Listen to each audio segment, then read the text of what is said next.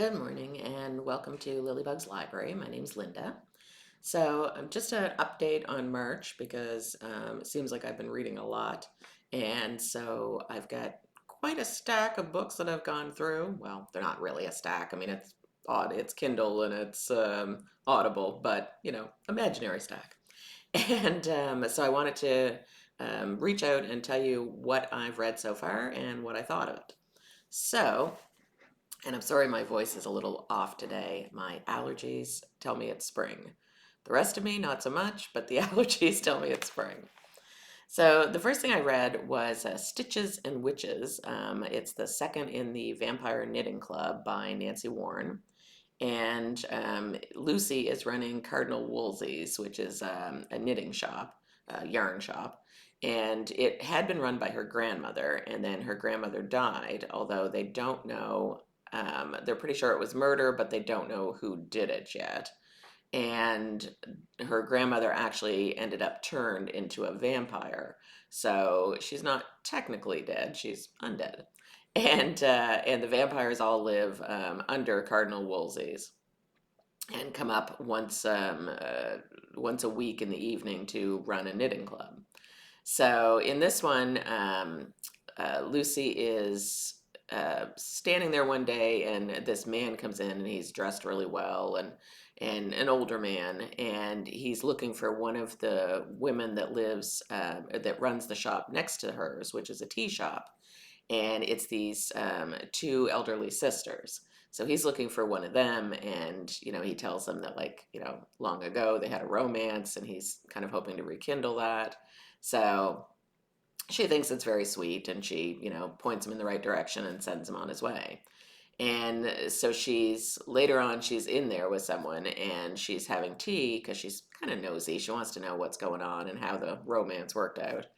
And anyway, it's kind of a bit of chaos. The sister um, that the man came to see is not there at the time. Like, she's, I think, maybe somewhere with that gentleman. But the other sister's running things. She's not very happy about anything. Apparently, she's not too crazy about the fact that this guy is back in their lives, and she's hired a couple of people to help her in the shop, and she's not too sure about them, and Lucy's not too sure about them because they said that they're from, I think it was Bulgaria, maybe. And the guy she's with speaks to them in that language, and they don't understand him. And which, is not necessarily a bad thing. I mean, you could be, from there, like your ancestors were from there, but you don't understand the language. But it just seems all kind of suspicious. So then, as they're sitting there, someone ends up dying, and Lucy at first gets blamed for it because they find a note in her purse, but she didn't do it, and she doesn't know where the note came from. And then they start looking at, everyone else that was in the tea shop at the time. So it's good. Did I like it as well as the first one? No. Um, is it one I'm going to remember for a long time? Probably not. But it's still good. I would probably give it 3.5, rounded up to 4. And I'll continue on with the series. I mean, they can't all be 5 star, but it was good. So the next one I read was Pulp Friction, and it's a Julianne Lindsay book. So this is the second in the Cider Shop series. I think that's what it's called, Cider Shop. Yeah, I think so. Still working on my first cup of coffee. Things are a little foggy. But anyway, Winnie is holding a wedding in the cider shop, in the barn part of the whole thing. And so she helps get the wedding ready, and it's kind of last minute. The groom and the bride had a different venue, and then they changed it. But she's making it work. She's got everything fixed up. So everything seems to be going well, and I think this is. I was trying to think if it was after the wedding or if the wedding had. I think it was after the wedding because I think they went there for the reception, maybe. Anyway, so she notices a couple of things are off. Like, the groom is drinking out of a flask in the corner, and she notices her ex Hank with one of the bridesmaids, and just little things. And then she sees Hank outside arguing with the groom. And anyway, the next thing you know, the groom has, someone has murdered the groom. Her ex is on the run, so he's, of course, a main suspect, not only because they were seen arguing, but because he ran away. And so then it gets a little more complicated after that, because then they're looking for this person, and they're trying to discover why on earth someone would want to kill this guy. And the bride's not talking. She's supposedly, beyond words. She's so upset. And so there's a lot of things that happen, and a lot of uh, just a lot of different layers to what's going on. And it was really good. It was one of those ones that definitely keeps you guessing right till the end. So, I enjoyed that part of it. Um, Again, did I think it was one of her best? The beginning, I didn't, because I thought it was a little slow moving to begin with, but it picked up quickly, and then it really kind of you really kind of got invested in what was going on, and you had a hard time figuring out, like, who is it that actually is doing this, and is it Hank or X, or is it someone else, um, and there's always a reason that an X is an X, and and you come to find out really quickly why Hank is her ex. He's a bit of a jerk, but it was good. I would give it 4 out of 5. Okay, so the next one was a little bit different. It was called Sprinkles and Sea Serpents, and it was by Danielle Garrett. And I haven't read one of hers before, but it was good.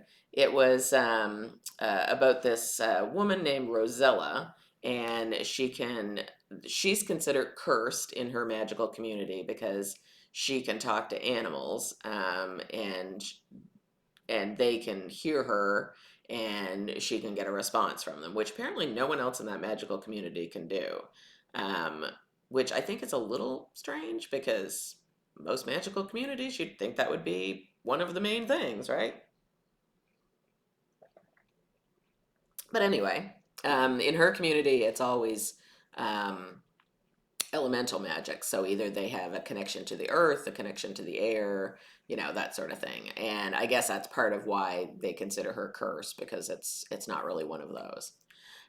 So she goes home because things are, imploding in her life, and she is told that there is this sea serpent who has killed a couple of people, and she's, excuse me, sorry. So she's told that that is what happened to these people, that the sea serpent killed them. So she doesn't think that sounds quite right, and they've hired kind of a hired killer, I guess, to get rid of this sea serpent and make the town safe again. But she's not buying it. She doesn't think that's quite right. So she goes, she's concerned. She goes and finds this sea serpent and talks to it and asks it. And it's like, no, I didn't do anything. Like, I have no reason to hurt anybody. So she tells the serpent to hide, stay out of this person's way, she'll take care of it. She doesn't know how, but she's going to. So she talks to the person who's dealing with all this, and going to kill the sea serpent, and she tells him, like, the sea serpent didn't do it. I can't remember if the serpent's male or female, or they. I didn't. I I just I can't remember. It's just a sea serpent, right? But anyway, she tells the guy, whose name is Jake. Jake? Hmm. No.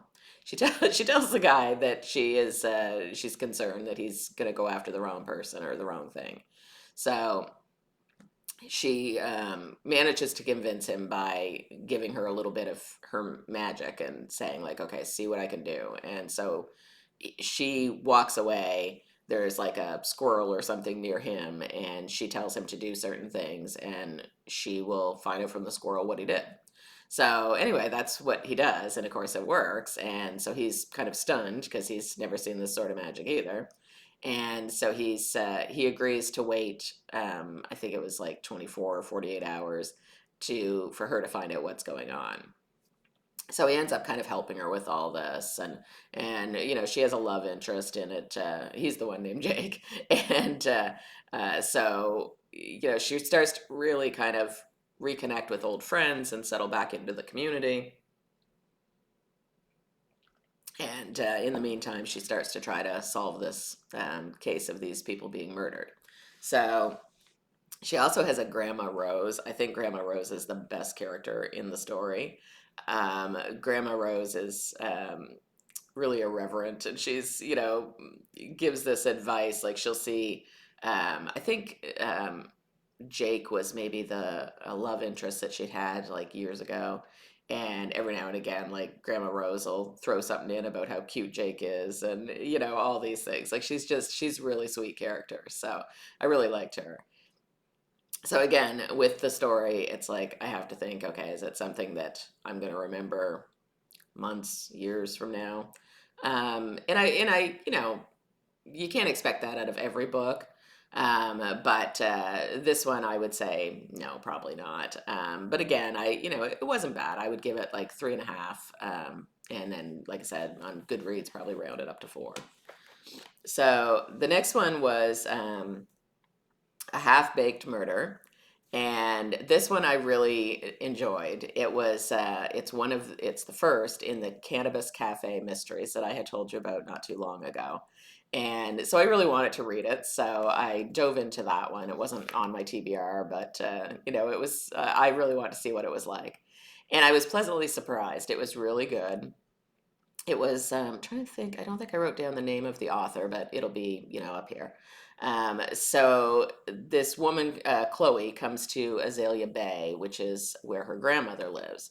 So she's a Michelin star chef, and she was working as one, but her grandmother got sick and she needed to be home. So she came home to Azalea Bay, which I think is a really pretty name for a place. So anyway, while she's there, her grandmother knows, that she's a chef, and has heard a lot about, cannabis helping certain illnesses, and her grandma's got cancer. And so she asks Chloe to bake her some special brownies. So Chloe does, really helps her grandma, to feel a little better. And so, grandma starts recommending them to her friends, and, because they're all, suffering with things. And so her aunt convinces Chloe that she needs to start this bakery. So she thinks about it. She's not really sure because she doesn't know how it'll look. She doesn't know what people will think. And but in the same time, she sees that, there's a need for it. So she ends up getting set to do that, and get things opened up. But, all these things take time. So while she's doing that, um, there's a gentleman, gentleman's a strong term for him. There's a guy in town who has been there since Chloe was a teenager, at least. And he's always been very pushy and nasty. And anyway, so he accosts Chloe in like an alleyway, and really gets up in her face and is very aggressive towards her, and wants to date her, and doesn't want to take no for an answer. Anyway, her aunt comes along and kind of saves the situation. But later on, this guy ends up dead, and her aunt is one of the suspects. And so it's Chloe trying to clear her aunt's name, but something is going on with her aunt, but her aunt's not really saying what. So she doesn't really know what to think. Like she knows her aunt didn't kill anybody, but she's still kind of something's happening. And so she starts to get involved with everything with that as well, trying to figure out what did happen to this guy, clear her aunt Dawn's name, and kind of move on. And of course there's a cute love interest there too, and a lot of a lot of things, a lot of layers going on that you can't immediately figure out like why it is that this person died, or how her Aunt Donna is involved, if she is. So I thought it was really good, and I really liked the different aspect of it with the cannabis cafe. And I thought they played it really well with, her grandmother having cancer and different things. And I thought it was really well done. So I'm actually looking forward to reading the second one in that one. So that one I would give 5 out of 5. So that was that one. And then the next one, of course, is, I was expecting it to be one of my favorites, and it was. So it's Murder Always Barks Twice, and it's the second in the Chatty Corgi series. I love that series. Oh my goodness. I could just read those all the time. And I want a talking dog or a cat, or not a fish, maybe. Fish probably wouldn't have much to say, but some kind of talking animal. But the Oliver is the Chatty Corgi, and his owner is Emma, and so they are running this bakery, and I feel like it's more than a bakery. I think it's a bakery and catering business, I believe. So there is this woman that comes in to see them, and she is looking for someone to run this festival that they're having. It's a De Maurier festival. And so they have a meeting because apparently they were supposed to have someone else do it because it's a very big event in the town, and Emma's not that well established yet. So they have a meeting with the group that does this De Maurier contest. Excuse me. And they discover that two of the people in this meeting are fighting back and forth. So one of them is named Marcy, and she's the one that's kind of in charge of like the money and things. And the other one they call hyphenated Kate, because apparently her last name's long enough. That's what they call her, I guess. And so they're arguing, and it comes to find out that Marcy is being accused not of stealing from this De Maurier society, basically. They had paid them, and then the checks bounced, and different things went on. So this is why the other venue pulled out. So they get ready to do this De Maurier festival, and someone winds up dead. And so then it's all about them trying to figure out, what happened to this person. Was it an accident? Was it suicide? Was it murder? And it still has all the same great characters in it from the first one. It was Oliver's very instrumental in solving the mystery. If it wasn't for his keen nose and everything that places that he can go and listen in on conversations and stuff. And he's just such a sweet, bouncy little corgi, and he's so much fun to when she when she writes his dialogue, it's just it's adorable. It's I don't know what dogs really think, but this one's so cute. So really enjoyed that one, and couldn't put it down. I think I went through it in like a day or two. It's like it wasn't long anyway, but it was super good. And again, I'd give that one 5 out of 5. And she's become an author that I'll just buy automatically. It's like I'll read all of those corgis, corgi mysteries.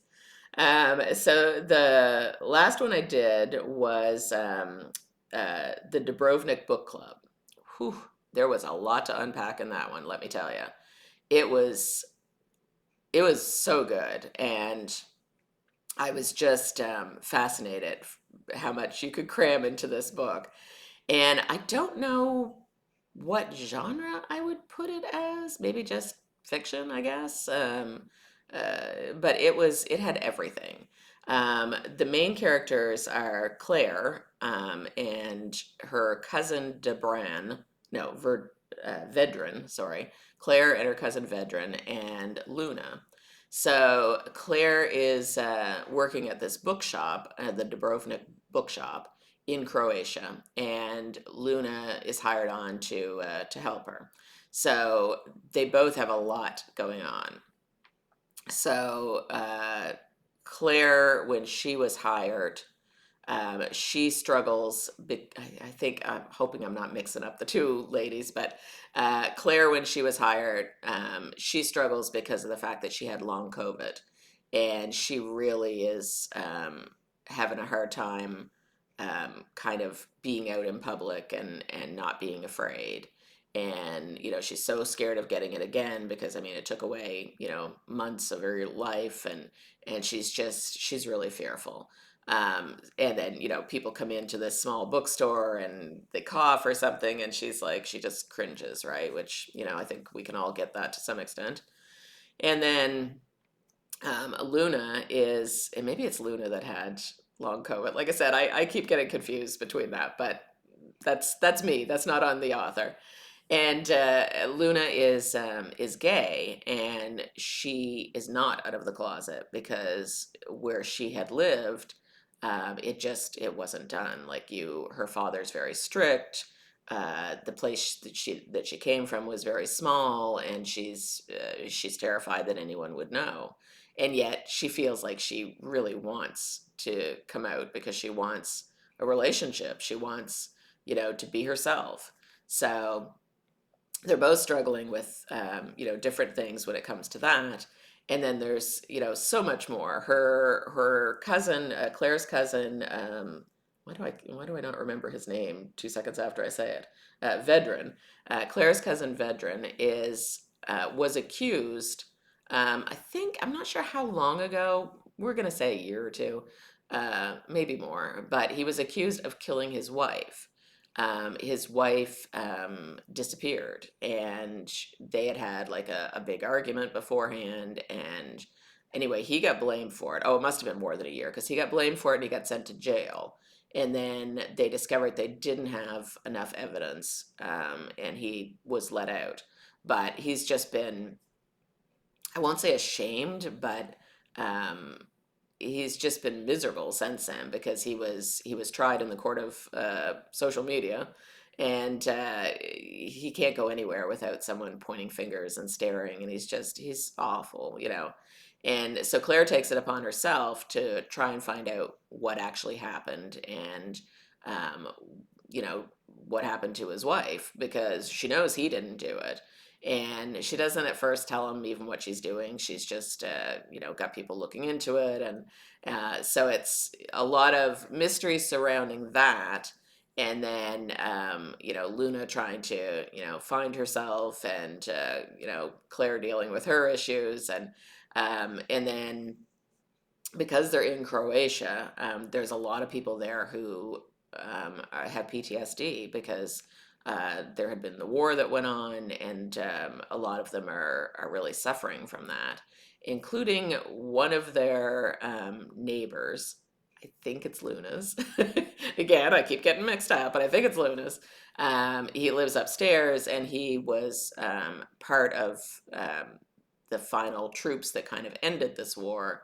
And he's a great guy, but he's having a hard time living with those memories, and he drinks quite a bit. And when he drinks, he's not as nice. I mean, let's face it, most people aren't as nice when they drink. And so anyway, it's really a struggle. And she feels bad because she was actually taken from where she lived and removed from that before the war started. And she saw the whole thing kind of turn her father into that sort of person too, because he was ashamed that he didn't stay, but he didn't feel he could because of his family. And then this guy saw everything, and he can't live with it. And so it's like I said, there was a lot to unpack in it. The characters were so well developed, and I really couldn't put it down. I was listening to it, yeah, listening to it on Audible, and I finished it in a day because it was just so much. Like, it was so heartwarming at times, and then there was a lot of suspense about different things, and you thought, okay, how is this going to work out, and what's going to happen? And so it really made a difference, and I really enjoyed each of the characters in their own way. Like, they really felt real to me, and their struggles felt real. So totally would recommend that one. Definitely a 5 out of 5 read, and kind of one I wasn't expecting to be a 5 out of 5 read, if I'm honest. I mean, I thought it would be good, but I had no idea it would be that good, and not even what I was thinking of.